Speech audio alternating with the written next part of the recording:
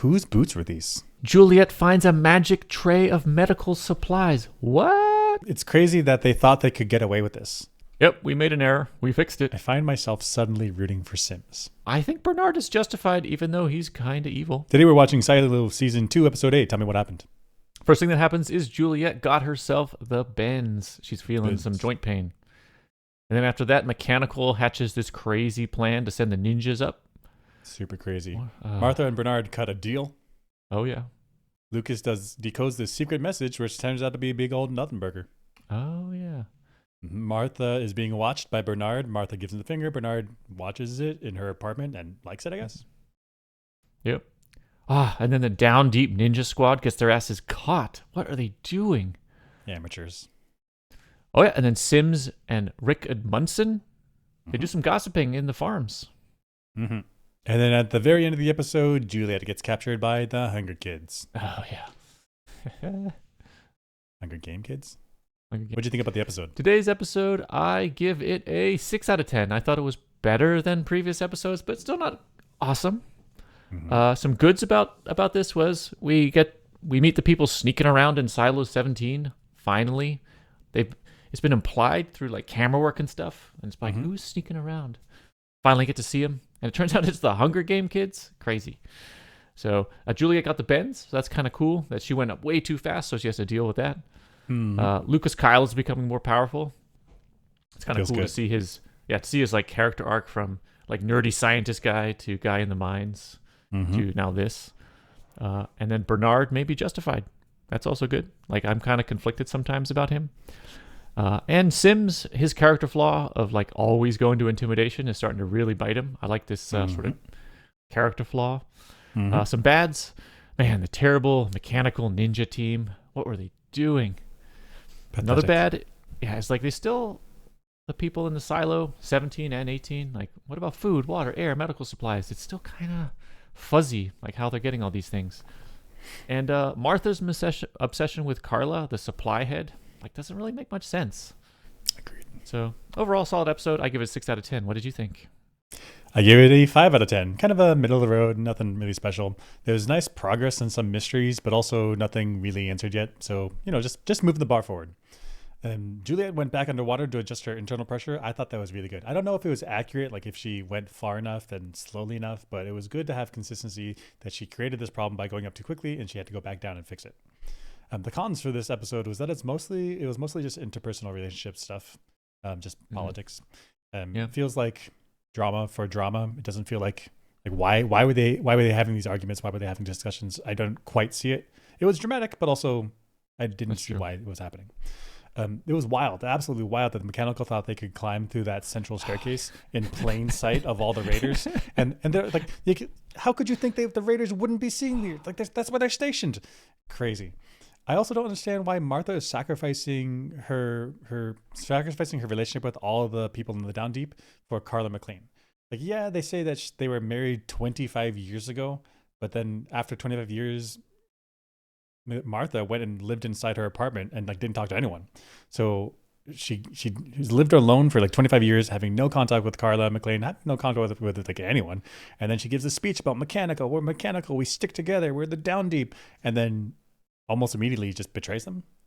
Weird. So weird. It was weird that Martha really has the hots for Carla, even though they haven't been together for so long. Weird. So weird. Love makes us do crazy things, but I think this is too crazy. Yeah. All right, let's get into it. At the very beginning of the episode, Juliet comes up from underneath the water, and she puts on some boots, but whose boots were these? Oh, it's weird. They would pull with their arms and kick with their legs to move through the water, just like a fish. I made you these. Great. Thanks. Surprise. So she's wearing boots here. Like, definitely wearing boots. She just put them on. I don't know why she put boots in to go in the water, but...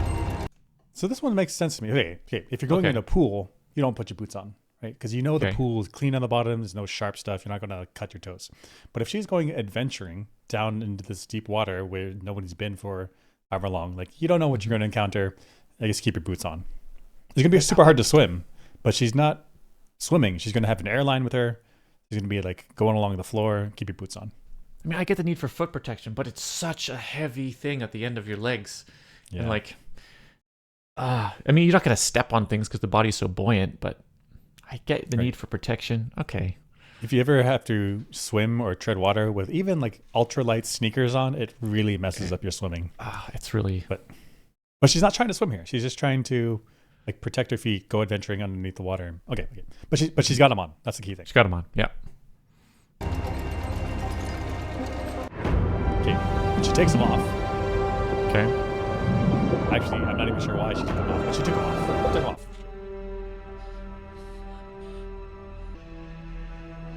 Okay. And then she grabs a pair of boots.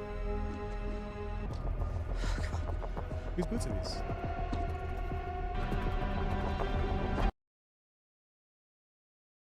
Whose boots are this? Right? I mean, tell me if I'm right. Tell me if I'm wrong. She definitely had a pair of boots when she went down. Yep. She took off her pair of boots before she came back up. Yep, we saw it. There they Whose are. boots are these? So, did they set out a pair of backup boots for when she came up? I mean, maybe, but I didn't notice it if that did happen. I mean, it's possible that she has a second pair of boots off screen.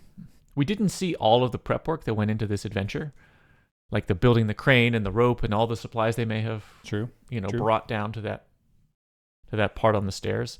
So maybe they have like a bank of boots and they're like, let's just grab some boots for us just in case we need extras. Maybe the Hunger Game kids like held a bow to Solo's head and like, take off your boots. And then he left his boots there. And then Juliet's like, I'm going to go walk around up top now, put boots on. But then they're the same size. The same size. It just worked out perfectly. Perfect. Or like close enough, I guess, or whatever. Close enough. Yeah, I mean, actually. Whose boots were these? Yeah. So Billings is talking with Shirley, and he has this poker face that he's been practicing for a long time, and I don't know what I think about him. If we don't respect the order of things, then it all falls apart. The pact is what we have. Those are the words we live by. You need to stand up and call bullshit.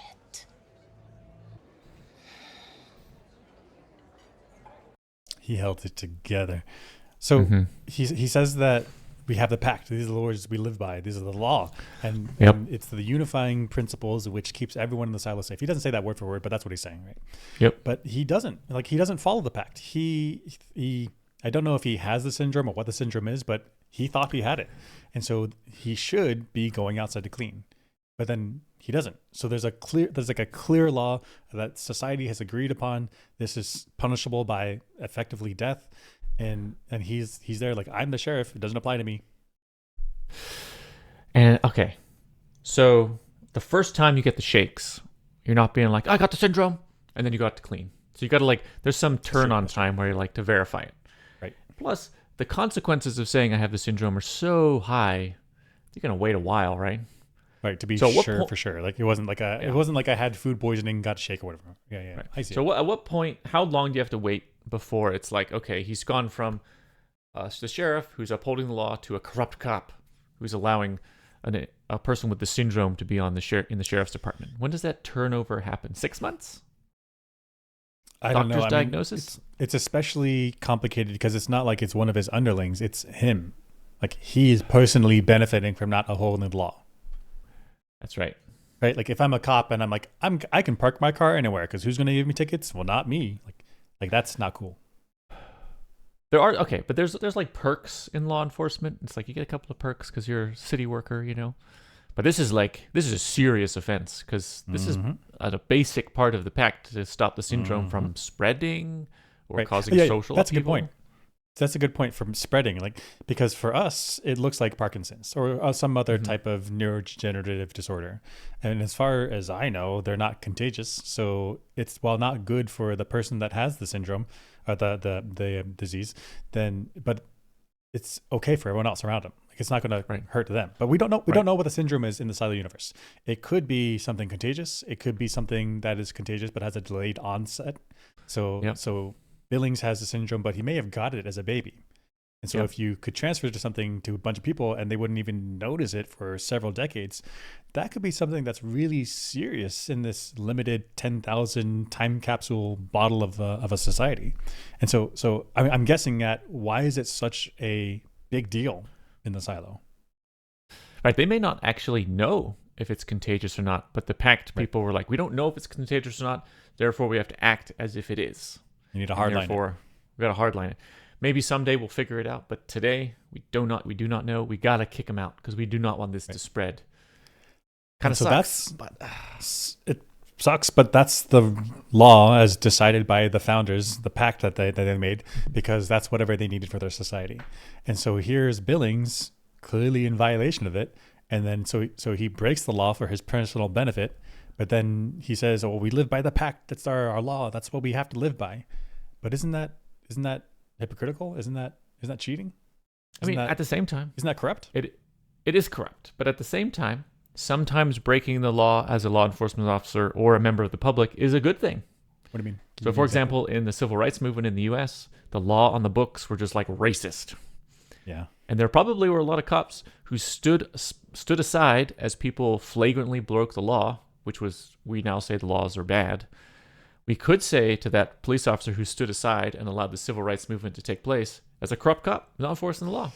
He doesn't get to decide the law. Legislature does. Corrupt cop. Yeah. So you're saying where there were laws where black people couldn't go into the white restaurants, but then the police officer was like, "I'm not upholding that. That law is wrong," and so we let the African Americans people into the white restaurants. Mm-hmm. And so at the time, we would have called them a corrupt police officer. We're like, "Get him off the force." But looking back on it, we're like, they did the right thing. Actually, it was they didn't uphold the law, but actually, it was the right thing to do.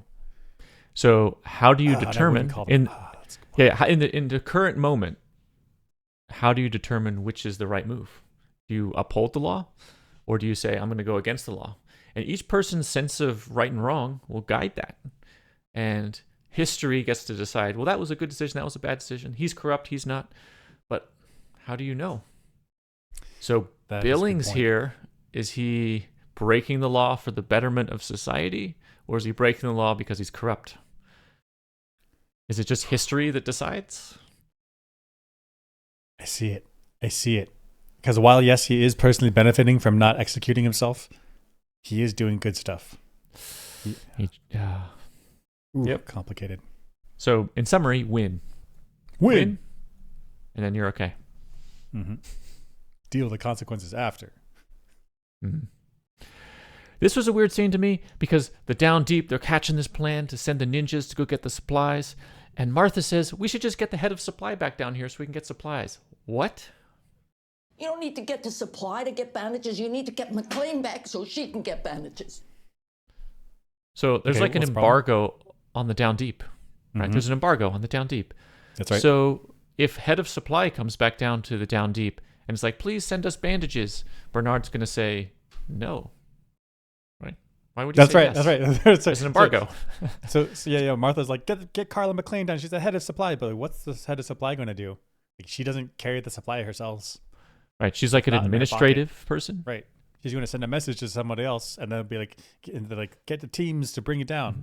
But if the teams can't cross the barricade, then what's the difference?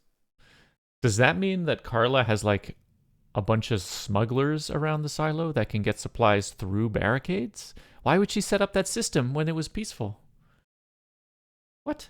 That's right. That's right. Yeah. I'm imagining. Okay, you could probably get supplies across. I'm imagining like tissues, like with slingshots. You sling them, Yep. like because you use gravity to send them down. But yeah, why would they have that set up? And when they had porters, you just have your porter come down. Right. To me, And if this you do reads like, to me, this reads as Martha just wanting her girlfriend back. right, she just wants her girlfriend back. She's like, she's head of supply. She can get the supplies for us.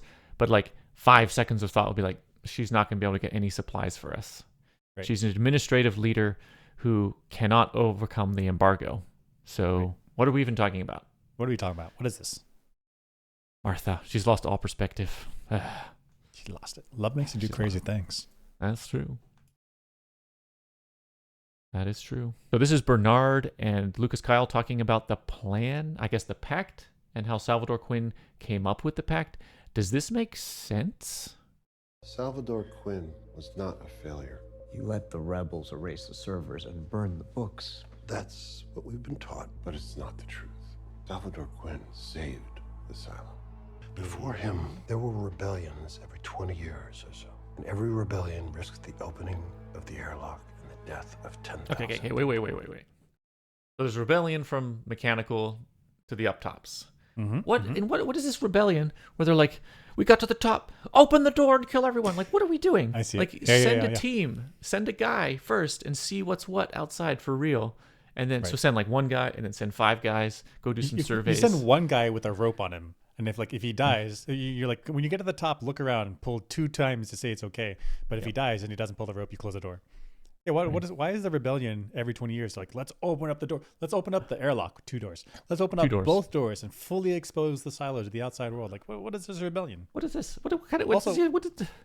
Why would it risk opening up the silo to the outside world? If you don't like the people that are above you, if you don't like the government, you replace the government. Like, if I don't like the federal government, I go into Washington D.C. I replace the people. I don't jump into the ocean and die. Like, why would I do that? Well, yeah. Why would I do that? Like, you move into you remove the government and you move into the government buildings. Now you're the government. Now you're the government. You don't like blow up the Capitol and be like, whoa, what are we doing? Why would we open? Why is this this is Bernard's idea of rebellion? It's like everyone dies. Like, no, just the head to build people at top die. Yeah. Quinn realized that part of the problem was that people knew about the rebellions that had come before. So he came up with a radical solution. Sever the silo from its history, cut off access to the servers, confiscated the books, then blamed the rebels. Then how did no one know that's what he'd done? Surely there was He put something in the water, a chemical compound, a drug, to make us forget. Not all at once, over the course of weeks and months and years. And the consequence of this was 140 years of peace. Okay, so my first question is the water chemical even necessary? Isn't there like times in society where we like propaganda our history away? We like remove parts of history we're ashamed of, or like remove that section of history that's like not so nice. There's so many examples of this in real history. We don't need like water drugs to do this. We don't need magic water drugs that takes out a memory. You just don't talk about something for a couple of generations. You just make it not written. You make it oral history only, and also you even punish. You say, if we catch you talking about it, we put you in jail for a week or whatever. Right? But at some point, oral history can't contain that much information, because like if you have to give all your stories to your kid, maybe. But now that kid has to give all of your stories and their stories to their kid. Like there's only so much that you can tell. So this was information that could easily have been deleted just by putting rules up. Don't talk about it. Why do we need this drug that would work? And does this drug even make sense?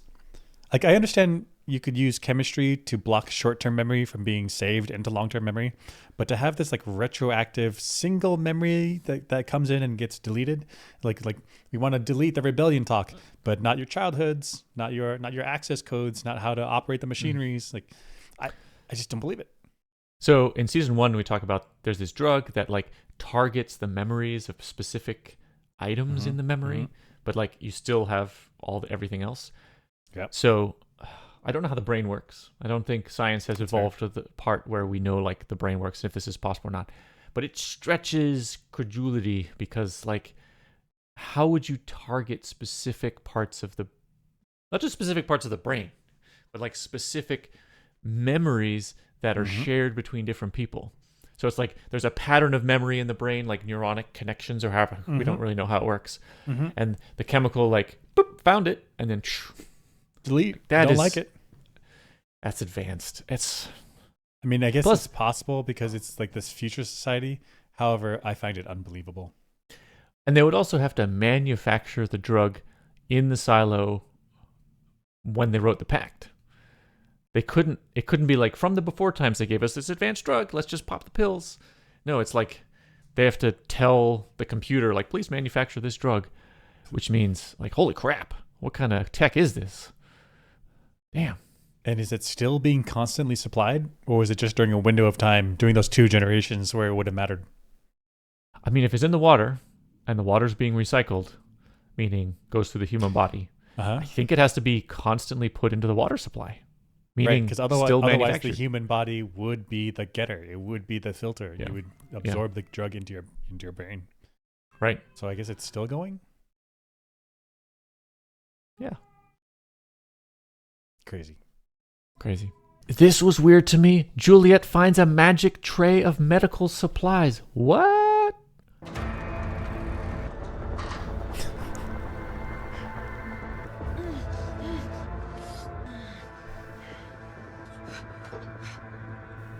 Okay. Okay. Oh, okay.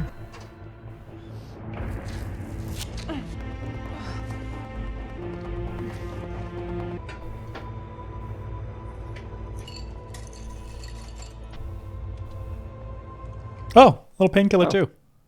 So Little okay, antibiotic. so she got shot by that arrow from Uh-huh. the Hunger Games gang. Yep.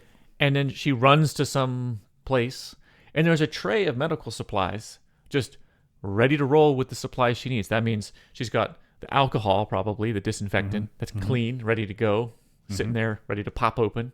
She's got the clean bandages and like cotton swabs or Gauze. whatever, Yep. and gauze. She's got the pills. I don't know if it's painkillers or antibiotics, but whatever she needs, she's got it right there. She even has this like roly tape stuff. Yeah. So what's with the magic tray that's like fully stocked for the scenario that she didn't foresee? What is this? And What's this that magic means tray? that means that she is going through the silo and memorizing where everything is, just like a squirrel, like memorizing where they save the nuts. I mean, okay. That's actually okay. She has no phone. She has no distractions. She has nothing to worry about except like memorizing the layout of the silo and memorizing where all the supplies are. But it's so wild. Like this silo's been dead for decades, and That's this right. stuff is clean and ready to roll. I mean, I guess she could have made this tray beforehand as a little like. Probably not. No way. She's not assembling stuff. She would. I would have thought she would have had to go to medical and like search through the supplies that she knows where they are, but she has to like search and like, oh, I need the gauze and oh, I need the antibiotics and I need this and that. She had like a tray. It's like ready. I'm surprised that this is here at all. I would imagine that Solo would have cleaned this up, done an excursion when he figured out that he was alone in the silo, and then go and grab all the medical supplies. Right? Because nobody needs it out here. Go bring it back to his house.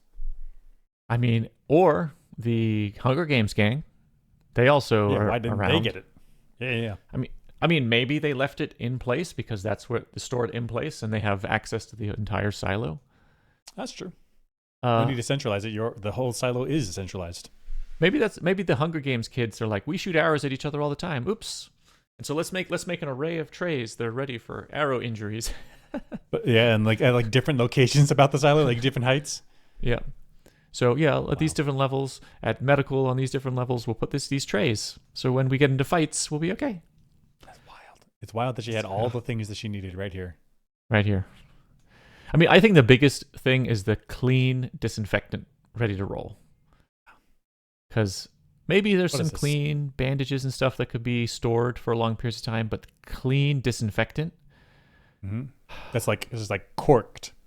Cork. And so like the ready cork to go. The cork didn't break down. The alcohol didn't evaporate. Just perfect. Because otherwise, if you're storing it long term, you'd think it would be in like these big bottles with nice seals that'd be difficult to open because you wouldn't want them to open very often. Right. Weird. Magic tray. Super convenient. Super convenient. Ridiculous. So this is Bernard and Martha doing their negotiation in the pump room. I think Bernard is justified, even though he's kind of evil.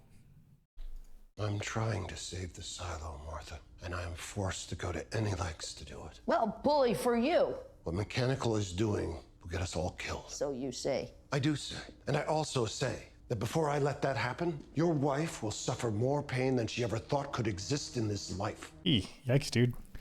So why do you think he's justified? So from his perspective, okay. So the history of the silo says that if there's a rebellion, the rebels are going to open the door and kill everybody. And he has seen real evidence outside from Juliet's helmet cam that Silo 17, this happened to them. That's right. So from his perspective, he's saving the silo. In fact, by any means necessary at this point, because you're saving 10,000 people's lives. So if he has to torture somebody, well, kind of, yeah, right? Kind of do it actually. So you said he's saving 10,000 people's lives. It's actually much bigger than that, because from Bernard's perspective, 10,000 people is all of humanity. So That's true. he needs to do anything. He needs to do everything within his power to make sure that those 10,000 people stay alive, because if they die, then all of humanity is gone. At which point, I mean, yeah, do what you got to do. Does he think, so he knows there's other silos, right? Does he think all the other silos have collapsed? Or he just doesn't know if they're alive or not? So they're silo 18. Yeah. I don't know if he knows if there's more, because he was in contact, or the silo 18 was in contact with silo 17 when he was younger, but then it stopped. Like I think, if I'm right, tell us in the comments. Bernard thinks he's the last remaining silo. I would have thought that he would think that he might be the last remaining silo, but he's not sure if others have survived. Sure. And given that he's silo 18, he knows there's at least 18 most likely. So I think you're thinking of it very probabilistically. Yeah. But from his perspective, if he has not heard from any other silos for his life, except for after 17 went down, Yeah. I think every year that went by, he's like, I don't think there's others. I really have hope, and I don't know for sure. Like probabilistically, I don't know, but I haven't heard from anyone else. I see what you're saying. So he's head of IT. So there probably is a connection from IT to other silos, and he hasn't heard a ping, probably from other silos. I mean, we don't know. It could be grouped in fours. So you communicate with little group of four, other group of four. They do their own thing. We have no idea. But from his perspective, he's saving 10,000 people and probably all of humanity. Right. So we don't know if he knows that there's 50 silos. We know that Solo knows there's 50 silos. And he probably doesn't have a concept of the world. So I'm assuming this silo is in the United States because they're speaking American English. Right. So, other countries are probably going to have their own methods of silos or survival or post-apocalyptic stuff all over the world. But he wouldn't. Does he have a concept of what that even means? Probably not. So as far as he's concerned, like, this is it. This is it. This is all of humanity. Yeah. And if you're charged with the responsibility of protecting all of humanity, kind of do whatever you need. Do whatever you need. Just do whatever you need. Take it to the extreme. Right. Make sure. In fact, you kill half the silo. Killing half the silo is better than killing all the silo. That's true. So you might as well just get rid of them all. Gas mechanical. Gas them. As long as the gas is high density so that it stays on the bottom. That's true. Or it has vent it out later and then repopulate. Repopulate. There you go. Yeah. Kind of everything. Kind of that's the move. 9,998 people. Kill them. Kill Got 2 them. people left. Repopulate. I don't think that's viable because there's genetic diversity problems. Some minimum number. Yeah. Yeah. I can't remember. I think somebody has done some study on this, but I think there is a minimum number. So I've thought about this. This. If you had 2 people on an island and then they had kids, their kids have genetic problems, right? Some deformities or something. I'm not sure. But then they have kids and they have kids and they have kids. You have so many different genetic variations with different gene expressions, different like phenotypes, like extra, I don't know, legs or I don't know. Do you then restart evolution? Because somebody is going to have a better time in that environment. Right. I want to say that if the number is so low, like 2, then the genetic diversity will be. Yeah. If the genetic diversity be so low that it probably would increase just like negative deformities and problems. But maybe if there's enough people that it's a lot of problems are introduced, but there's a lot of benefits introduced, maybe it could restart evolution. Heat vision? I don't know how these things work. Okay. Right? Okay. Right. Somebody develops skills. They can now go hunt underwater on the island. Hey, so you're saying if one has sex with their sister, night vision is what happens. So if we want the X-Men, what we're saying is incest, baby. Alabama is where the X-Men started. Sometimes experiment needs to go before theory.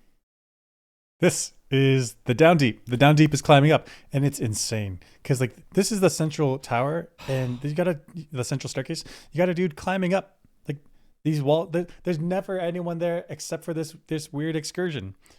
Like, I don't understand. I don't understand were they how doing? they didn't think this would get caught. Because look at all the floors, no one there, and you see some person climbing up. In fact, you see like several people, and it's not just these 1, 2, 3. Mm-hmm. It's like all the support people along the sides of the radius of the inside here. They're like pull. And It's crazy. It's so obvious that even a lazy guard who's just like, I want to do my job. I want to smoke a cigarette here. I want to have a snack. I want to just laze about. He's going to notice. Like it would be hard even for a lazy guard to not notice. In fact, these guards right here, that should be an alarm bell for mechanical being like, how do they not see us? Is this a trap? This is the crazy part. Like, it's crazy that they thought they could get away with this. That there's So guards weird. there and the guards don't see it. Imagine there's like a side of your room where there's never anyone there, and then you see motion. You're like, what is that? Because they never in their lives would they have seen someone climbing on this outside of this wall here, and then someone is like, that's unexpected. It's alarming. It would draw But your attention. Exactly, and there's only this one way. Like, do they think that the only guards are going to be standing against this pillar blocking the view? Like, there's probably people out here on a layer above looking down. Okay. Like, there's only one direction that the guards need to watch, and it's down in the middle. That's right. And so they get caught. They get all the way out here, and they get caught. Like, I understand why these guards would turn a blind eye, because these guards are instructed to set up this trap. Yep. The problem is that the Down Deep thought they can get away with it. Like, it's extremely amateur. They're so dense that they think they can get away with this. It's so dense. It's. And they have the saw, right? Why didn't they just do that again? Because they got away with it once. So I think they mentioned it. They mentioned the saw, and there is a noise problem with the saw. So if the guards are walking around doing their patrols, they hear, "What is that? What is that noise?" Zzz, Right. And so maybe you could do some timings. Like if I do I have to maintain something over here that makes a lot of noise. I can time that out with the saw. Time the trash dumps with the saw. Right. Like Right. Yeah. And so that would be so much better, because then I could do the sawing away from the central staircase. So a mechanical, they're just dumb. It's like buffoonery. It's like cartoon level thinking of how they're going to do these things. I mean, mechanical. No wonder they could never leverage their political power. They're just dumb. What is going on? Just dumb. Just dumb. And this was weird to me. The sky comprehension. So There is Billings. Okay, let's watch. There is a whole book of pictures. People, sky, animals, children. What happened, Paul? I don't know. Tell you what's the problem? My problem is these people have been living in a cylinder for their entire lives. So having the cylinder. idea, they do have the feed to the outside, so they do see the sky, and they probably call it sky. But to have an understanding of what exactly they're looking at, I think is impossible, because they don't even, like, they've never looked more than like 20 feet, maybe 20 yards, 30 yards in front of their face. So this concept of a surface, of a sphere, and out to the distance, and landscape, and sky above me, it would just be, how could she process this picture? Look at this picture. Right. She's never seen, nor does she have a concept of a mountain. Right. Right. Like, this would, from her perspective, looking out into the world, this would be like, oh, there's a little camera here, and this must be the edge of the hill that you don't go over. Like, you have no idea of these distances, because you've never seen outside of a cylinder, outside of the silo, which is like, I don't know, couple meters, like, no, not a couple meters. It's like 30 meters, 40 meters, right? At max. That's right. So the mountain we know is big.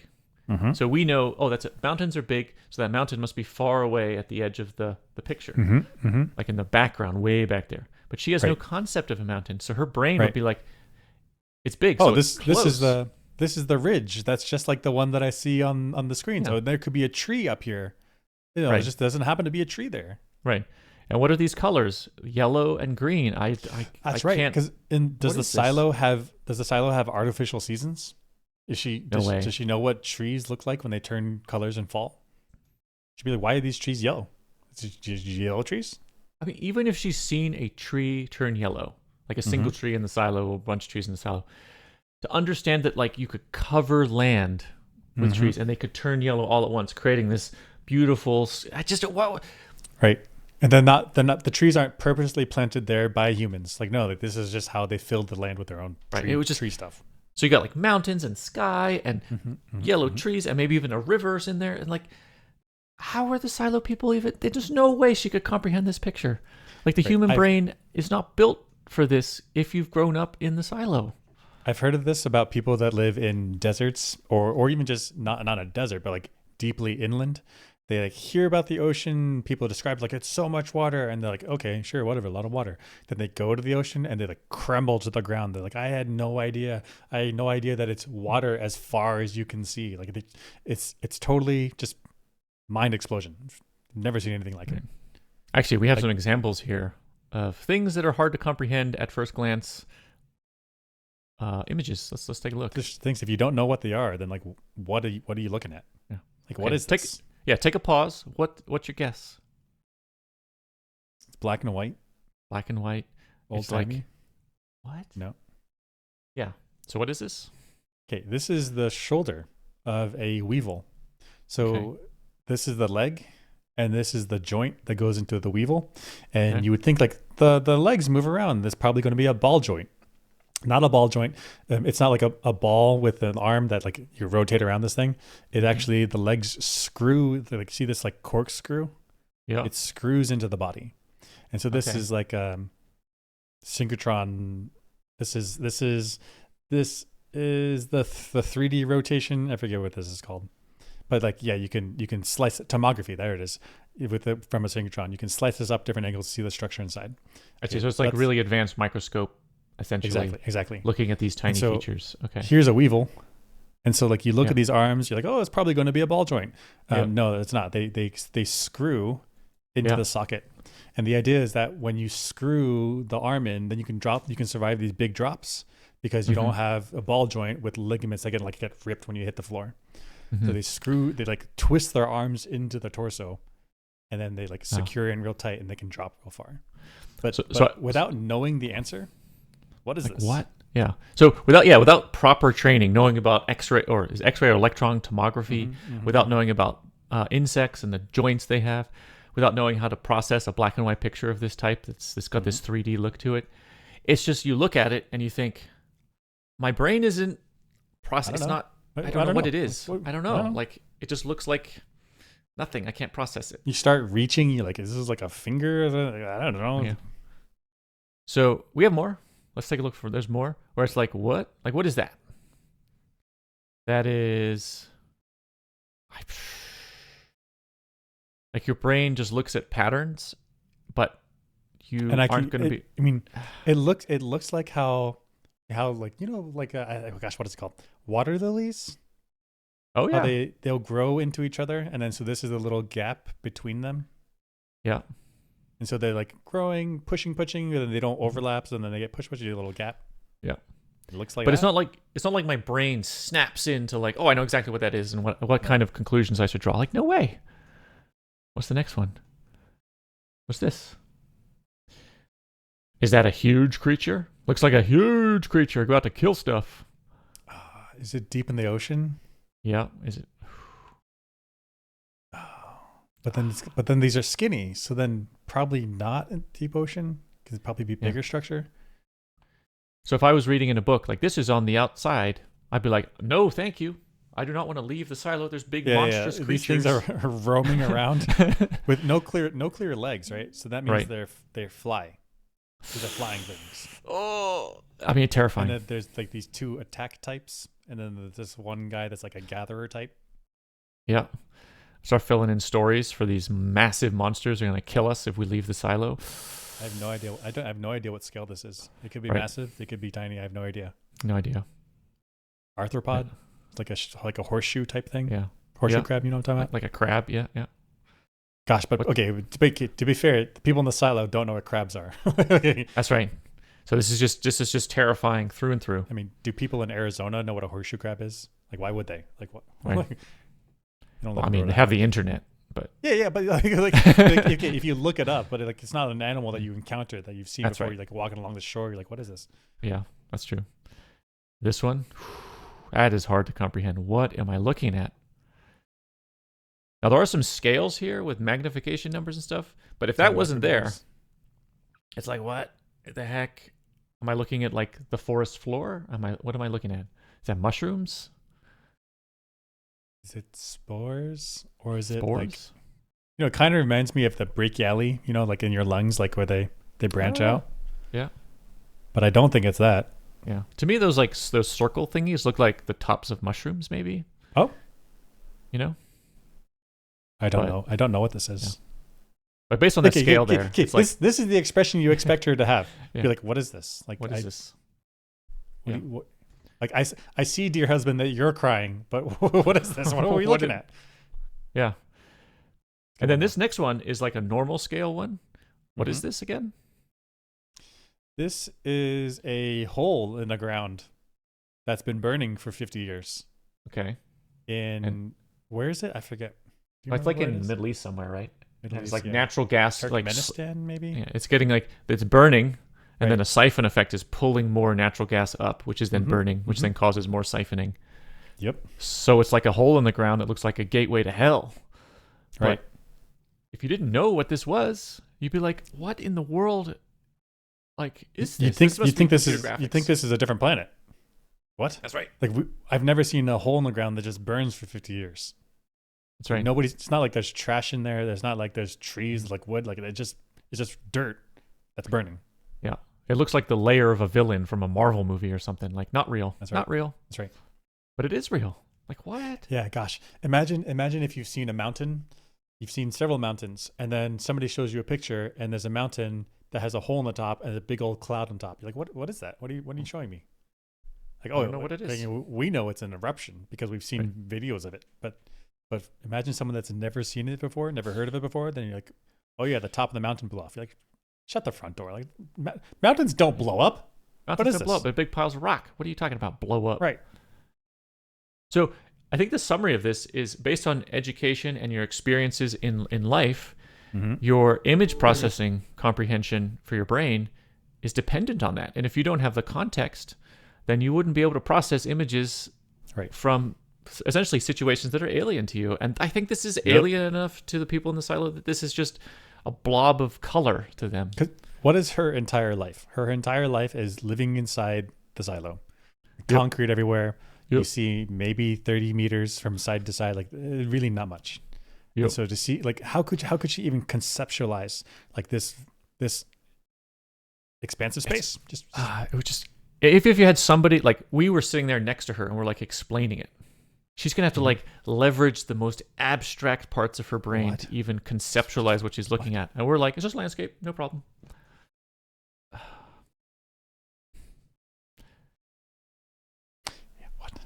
What? Yeah. This is a conversation between Martha and Bernard, but I don't understand, why is this happening? I will make you this promise. No harm will come to her if you continue to cooperate. You are quite the bastard, aren't you? Yes or no? Yes, damn it. Good. And it's not like I don't trust you, but there will be eyes and ears in the down deep that will make sure that you keep your end of the bargain. So what's wrong with this? What's wrong with this is, so Martha is talking with Bernard, and she's cutting a deal for Bernard to treat Carla well. Carla's inside the jail there, right? Okay. And so the deal is he treats Carla well. Like, he lets Carla and Martha reunite, and in exchange, Martha will be an informant for him. Okay. Okay, but then he says over here, he says, I don't trust you. Let's listen to it. There will be eyes and ears in the down deep that will make sure that you keep your end of the bargain. So he's just made a deal for Martha to be in the informant and tell him stuff. But then he also says, I already know the stuff. Right? Because he has informants that'll test to check her to see if she's telling him the truth. But if he already has informants that can tell her, that can check her to see if she's telling the truth, that means he already has the information from enough reliable sources that he doesn't need her. So why is this conversation happening? He's just putting pressure on her and like playing with her for nothing. Like, he already has the information. Okay, so if Bernard is evil and he just wants to mess with people, then sure. He's Then just sure, messing that with her. makes sense. Like, He likes to he's a single. torture. He likes seeing people crumble under his pressure. He's got Sure. a gap in his day schedule. He can do some messed up stuff. Yeah, mess up people. But I actually thought of this in terms of like intelligence. You know, more sources is better than fewer sources, and many sources is better than one source. Okay. So if he has 5 sources in the deep down, and now he has 6, if he hears corroborating stories from different sources, then that's a good thing. Then he knows with more confidence that that's what's going down. He doesn't know for sure, but if many sources say the same thing, then it becomes more and more likely that it could be right. It is weird though that he tells her that there's additional sources, because now she knows there's additional sources. So if she tells the down deep like leadership, there's more sources, they now have more information. Whereas if he doesn't tell her, then he has the sources are more independent from one another. I see. So if she goes down to the down deep thinking that she's the sole source, she could switch sides, so do a double cross, and she could be like, "Hey, Knox and Shirley, I'm a plant. I'm working for Bernard, but I'm really working for you. So tell me the information, and we'll give him fake information." Right. Okay, but since she knows, now she's less likely to do that. Well, okay, so let's say in the scenario where she thinks she's the sole provider of information, she says like the assault's going to go down on Tuesday, but it's actually going down on Monday. Mm-hmm. But Bernard has independent sources that she doesn't know about that says it's going down on Monday. Mm-hmm. And so he has conflicting information. He knows something's up. I see. So he can actually test. He can actually test. Whereas if Bernard tells Martha about the additional sources, now the down deep leadership knows about the additional sources, so their information that they feed to Bernard should take that into account. That's right. So now so if Martha can go down to Shirley and Knox and say, "Hey, there's multiple sources," now Shirley and Knox can give each person an individual story, right? So that way they all tell the story up to Bernard, and then the story that Bernard gets, they can say, you were the leak because your version of the story went out. Right. And you just do that until he can't get that right anymore. Right. And even if they don't exactly know who the sources are, they can still like strategize what sort of information to leak. So the other option is that Bernard actually just lied about this. He's scared that Martha's his only source, and so he said that to intimidate her into compliance. Very plausible. Right? Because then she will be thinking, I don't know who's around me, who's watching me, so I have to tell the truth, because if I don't tell the truth, Bernard's going to catch me and he's just going to off me. Yeah. And maybe, that could be an additional option is that there aren't any other sources. So he tells Martha, thinking she's going to tell the Down Deep gang about the sources, and so discontent. He doesn't care about the information. I mean, there's such doofuses anyway with their ninja group. There's no moles. There's no moles, but Yeah. he's got her to get them to get the Down Deep to start a mole hunt. Right. They start accusing each other. They start mistrusting each other. There's so many stories that are conflicting that they get themselves confused. Right. Okay. Bernard. It could be pretty clever if that's what he's doing. So we'll see in episodes coming up, but I like Bernard now. Oh. What are we looking at here? So this is the farms. I think this is a farm above level 120. Okay. So we actually get to see how big the farm is. So if we look to the picture to the left, yep, I put got you. some things on here. So starting from the right, the right edge of the yellow starts at the center of the staircase. Yeah. So there's a staircase. Very nice. Yeah. And then the left side of the yellow ends at where the hollow part of the tube stops. So the edge of the. So this is empty stuff here. There's like the staircase there, but then there's like the bridges here, and then same side, the bridge there. Okay. Yeah. I'm with you. And in a previous episode, we estimated that to be about 15 to 25 meters, maybe. Yeah, something like that. So that's our scale. And then the red, starting at the red, starts at where the inner hollow circle begins or ends, and the other edge of the red is at the wall of the farm. I see.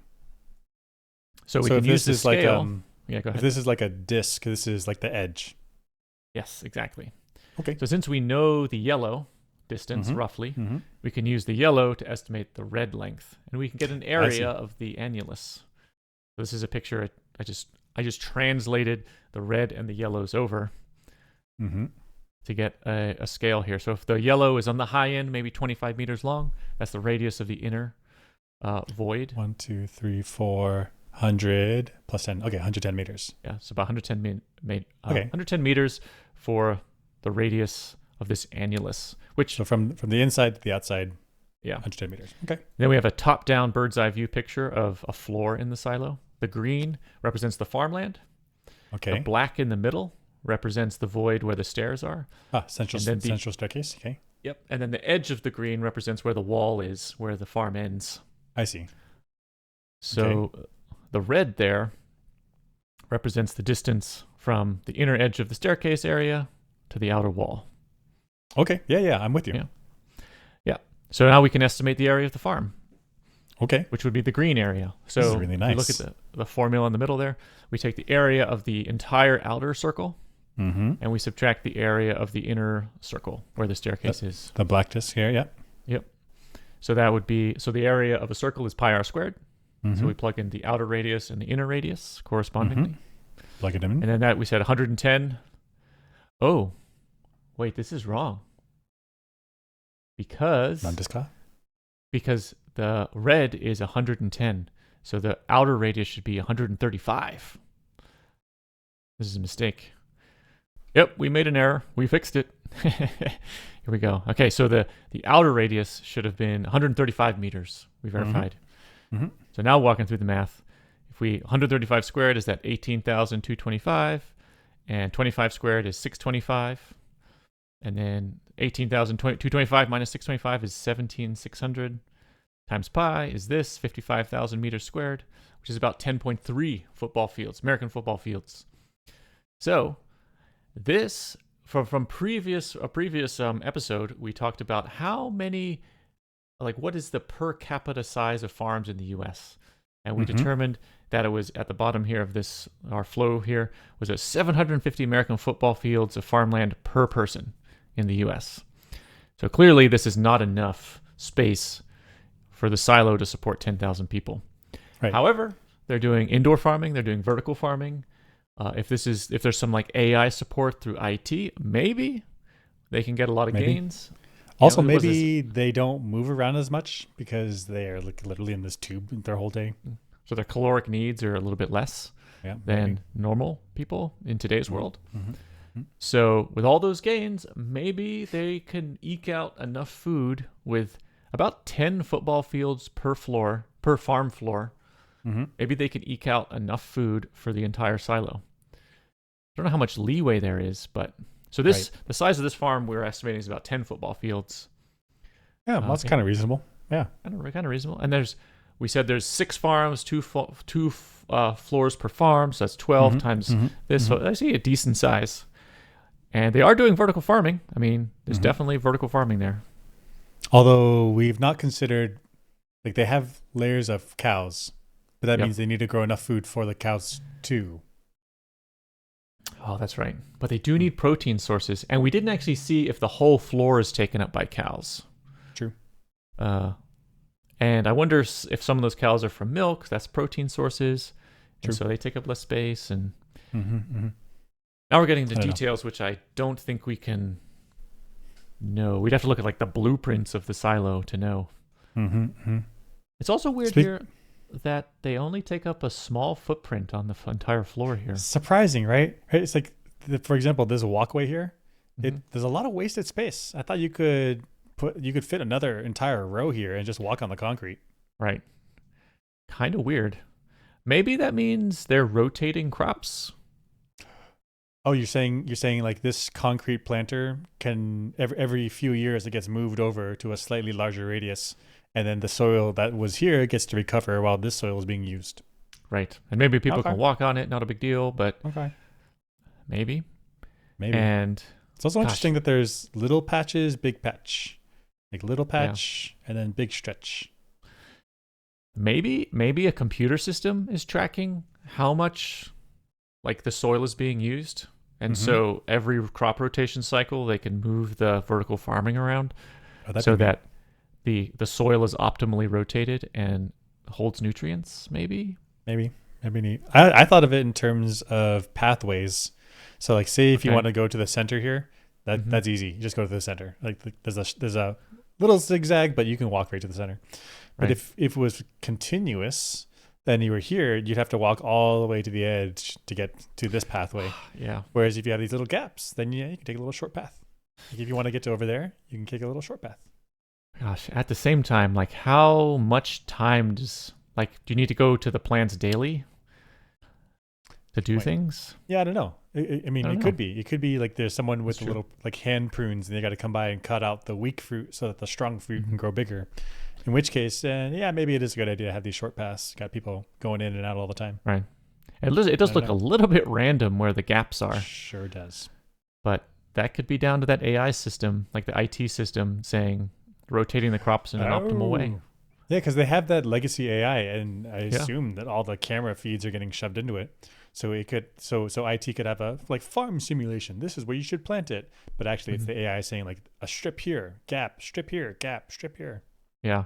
And so over time, with this looks sort of random placement of plants, it rotates through the crops or through the soil optimally. Maybe some places need to be farmed more than others, and so they sort of rotating the crops so the soil is got maximum nutrients at all times. Maximum yielding. Yeah, Yeah, maybe. okay.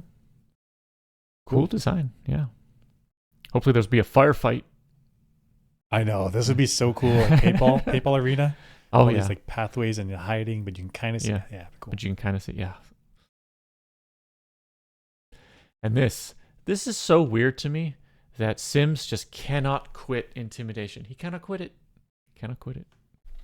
You kicked my agents out of this apartment. What's in the bag? You can't touch me. I'm Bernard Holland's shadow.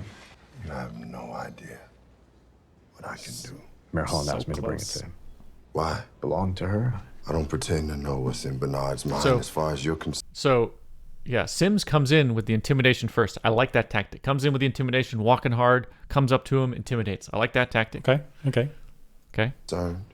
But whatever it is, you should know once he gets what he needs from you, he'll throw you back to the mines. Sometime soon, you're gonna need a friend. A friend like you. You might think you know what he wants. I thought I did. But he'll always so- be 4 moves ahead of me. This is excellent. Now he's coming in with this with the carrot. Like, I could be a friend. I can help you out. Like, I have some information. I know what this guy's like. I can look out for you. I can help you. Yeah. If you run into trouble, I could be the guy you turn to. I'm just letting you know. Let you know. I could be that friend. Okay. Yeah, that's a really good move. But then Sims, Watch yourself. That's my advice. Thank you. If you don't mind, I gotta go. Your mother, she works in hospice on 85. Isn't that right? Just guessing. She'd hate to have her son as a patient. so Lucas Kyle is walking away thinking, yeah, I don't actually know Bernard that well. Yeah, I do need support system. If Bernard turns on me, I really got nobody else to turn to. I will be going to the mines if that happens. Now I have an opportunity. Should I be fostering this relationship with Sims? I'm actually not sure. Do I know Sims well? And then he comes in with his, like, threatening Lucas Kyle's his mother. And now Lucas is like, well, I guess that means Sims is out the question. Right. You see on his face right away, like, this guy. Sims cannot quit intimidation. He can't quit it. We've been calling him a one-trick pony. He finally learns something else, and then immediately goes back to intimidation. I mean, to be fair to Sims, this is how, like, character flaws work, how, like, in personality flaws. It's not a flaw, actually, because intimidation can work a lot of the time. It's an important skill to have, especially in his situation. But he needs to grow and learn that, like, that's not always what you lead with. And he's trying. You're right that is not a personality flaw for him to have this intimidation tactics, because given his previous role as like the janitor's closet guy, that's what he needed. But I think he doesn't know how to transition away from that. So he becomes a one-trick pony. And I think this is why Bernard didn't choose him to be his shadow. Because, well, he could have been in the running. He could have been in the running. Like the head of IT needs to sometimes be the tough guy, right? You can't just be nice guy all the time. Sometimes you got to be tough. But if this is the only thing he can do, then, and Bernard's like watched him growing and like from his, I don't know, teens and up, and you're like, please acquire other skills. Like, please develop other things. And then Sims doesn't. Well, then I can't have you being the head of the entire silo. I see. So actually, Bernard made the right call. He's like, okay, when Sims was a young gun, intimidation all day. Bernard's waiting for the growth. He never saw it, so he's like, I just can't. He can't be my shadow. Right. Nope. Because is this personality going to be able to work with the Down Deep, or is it only going to be aggression, aggression, aggression, and the Down Deep's like, you know what? Too much. We're going to rebel. Right. Or even like here, he needs to lend a hand to Lucas Kyle to show like I can build a team. I could be your out. I could be the way that you can be safe. Yeah. And he sabotages his own. What he set up with the carrot, he sabotages it with mother intimidation. Like what? Like 10 seconds. 10 seconds, he already turns around. He had him. He had him. Well, it's not satisfying to let somebody go thinking that they're your friend. It's satisfying when they walk away and they're afraid of me. Yeah. I see why it makes sense for Sims to like want to do that all the time. I see the pull. But and it's been successful his whole life. Yep. Up until recently when he got his career shut down. Yep. We'll see how this goes because how is Lucas Kyle going to respond to that? How is Sims going to respond? Is Sims going to grow, or is it going to be like Sims going to be a tragic figure where he just cannot get rid of the intimidation tactics and he goes down in a blaze of glory? We'll see. I find myself suddenly rooting for Sims. A little bit. I want him to have a little kind heart moment. Yeah. Little personal growth. Yeah. I'm looking for it. I mean, this is the first time we saw him not just intimidate. So it is growth. Let's say it's growth. Yeah. Becoming a better person. Yeah. We'll see what happens the rest of the season. Yeah, we'll see what happens. See you guys next time for season 2, episode 9. 9.